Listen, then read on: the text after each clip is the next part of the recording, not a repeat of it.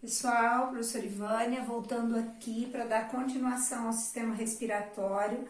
Nós já vimos então a respiração de invertebrados, de vertebrados, e agora nós vamos entrar realmente na respiração humana. A gente já viu que a respiração tem todo um processo em relação com a produção de energia, então aí. A nossa respiração é aeróbia, né? A gente veio vendo todas as respirações aí aeróbias dos animais e agora nós chegamos em humanos.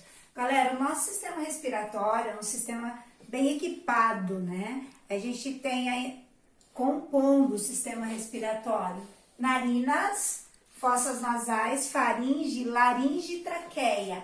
A laringe, galera, é um aparelho, é uma parte do aparelho respiratório, perdão, a faringe é uma parte do aparelho respiratório comum também com o sistema digestório. Então, a faringe faz parte do digestório, faz parte do respiratório. Então, a gente vai ter narinas, fossas nasais, faringe. Quem separa a faringe da laringe é a cartilagem epiglote, então aí. A epiglote, galera, ela fecha o sistema respiratório quando você está comendo para o alimento do sistema digestório não entrar para o sistema respiratório. Então, quando isso acontece, é o ato de engasgar. Quando você engasga, é porque o aparelho que deveria ir para o sistema digestório, a glote não fechou, e aí então ele entra para o sistema respiratório.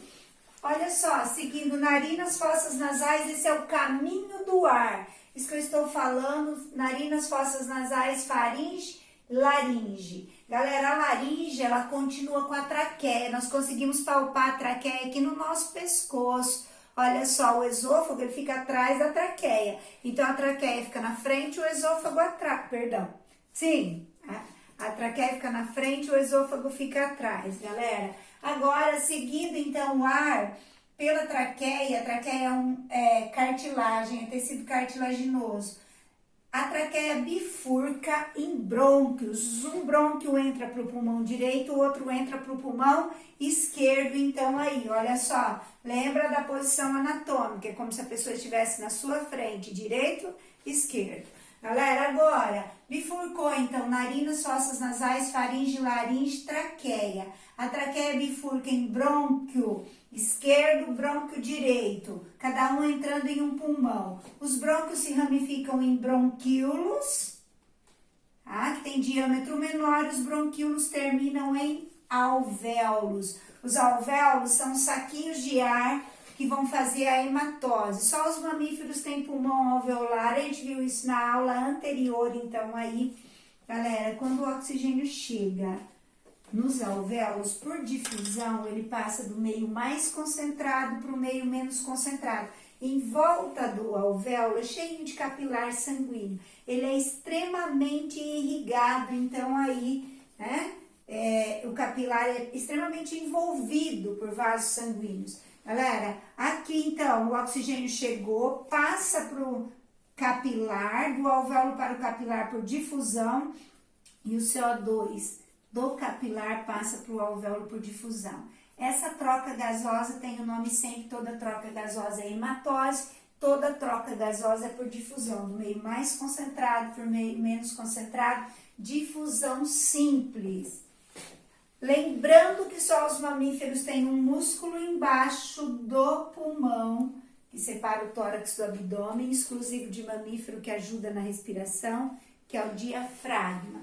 E agora eu vou falar um pouquinho, então, aí a gente já falou do caminho do ar, nós já falamos da troca gasosa, que é por difusão, depois nós vamos falar como é que os gases são transportados no sangue, e agora, então, galera, mecânica respiratória, entrada de ar em inspiração, saída de ar expiração. Então, olha só, quando eu inspiro, eu encho a minha caixa torácica de ar. Mas como é que isso acontece? Quando eu inspiro, os músculos peitorais intercostais e o diafragma, eles contraem. Quando eles contraem, eles expandem a caixa torácica. O diafragma, ele abaixa quando ele contrai. E aí, então, aumenta o volume da caixa torácica. A pressão de fora é maior que a pressão de dentro. Então, a pressão externa é maior que a pressão interna e o ar entra para os pulmões. E como é que sai agora? Então, olha só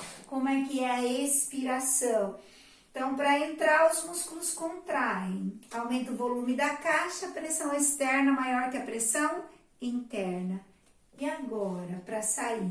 Para o ar sair, galera, ó, né? Quando eu expiro, o músculo diafragma, os músculos peitorais, intercostais, eles relaxam. A hora que eles relaxam, eles abaixam. A hora que eles abaixam, o diafragma sobe. O volume da caixa diminui, expulsa o ar para fora. A pressão interna é maior que a pressão externa. Vamos recapitular? Para expirar, para inspirar, músculos contraídos, aumenta o volume da caixa torácica, pressão externa maior que a interna, tá? Galera, olha só. Então, quando eu inspiro, a pressão de fora é maior que a pressão de dentro. Então, a pressão externa é maior que a pressão interna. E aí, eu inspiro, o ar entra e os músculos contraem. Quando eu expiro, que é a saída de ar, os músculos relaxam, diminui o volume da caixa, a pressão interna é maior que a pressão externa e o ar sai, expulsa o ar para fora. Essa é a mecânica respiratória, então. Na inspiração, pressão externa maior. Na expiração, pressão interna maior.